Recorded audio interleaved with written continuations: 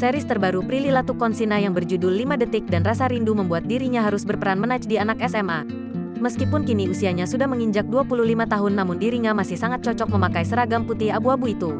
Terlihat potret Prilly Latuconsina memakai baju seragam putih abu-abu dibagikan oleh gadis berdarah Ambon ini melalui akun Instagram pribadi miliknya. Tampak dalam unggahan tersebut Prilly Latuconsina mengunggah 2 slide foto. Meskipun foto yang sama, namun terlihat sedikit perbedaan antara foto pertama dan foto kedua. Rambut Prilly Latuconsina tampak dikuncir dengan poni yang dibelah tengah. Gayanya juga terlihat masih lugu dan seperti anak SMA yang sesungguhnya. SMA Forever, tulis Prilly Latuconsina.